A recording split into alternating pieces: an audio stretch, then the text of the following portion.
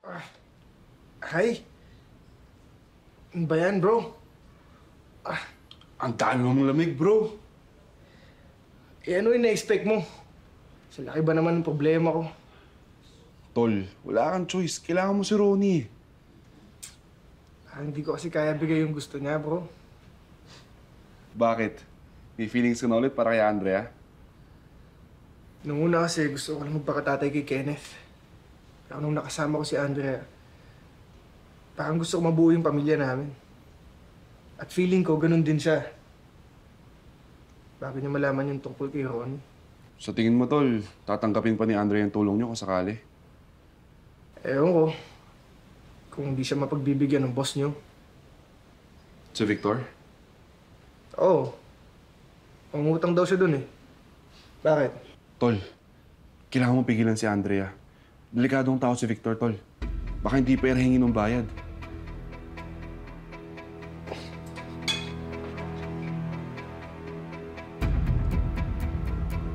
Hello? Lucy? Andiyan ba si Andrea? Huwag mo na nga munang kausapin, Joseph. Ako nakakausap kapag lumamig na yung ulo. Nasaan siya ngayon, Lucy?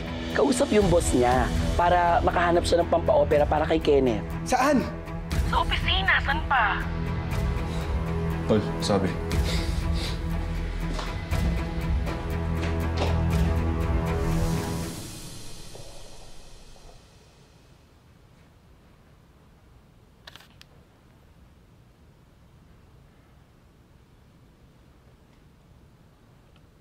Salamat, sir. Pipilitin ko po ito mabayaran agad. Andrea.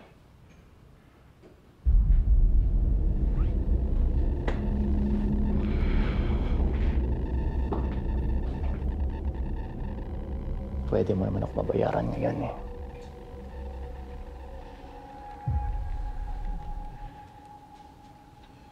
Kung yun pa yung hingin yung kapalit,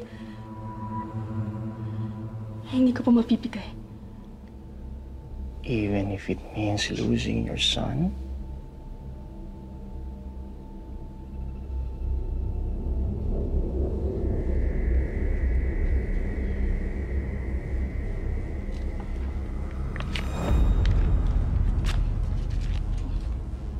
Hindi ko po ililigtas yung anak ko sa masamang paraan. Tinatanggihan mo ang boss mo. Hindi na kita, boss. I quit. Sir! Pakibot! Bitawan mo ako! Sir! Bitawan mo ako! Ano ba? Sir! Bitawan mo ako! Sir! Nasasaktan ako! Bitawan mo ako! Sir! Sir! Tama na, sir! Bitawan mo ako! Nasasaktan! Ano magawa mo, ha? Ayok ka! Bastos!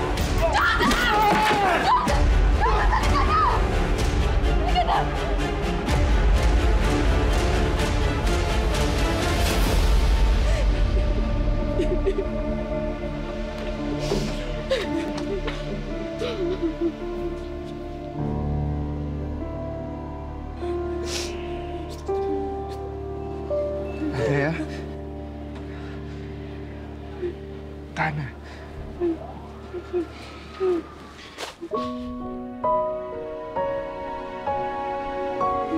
Dito lang ako.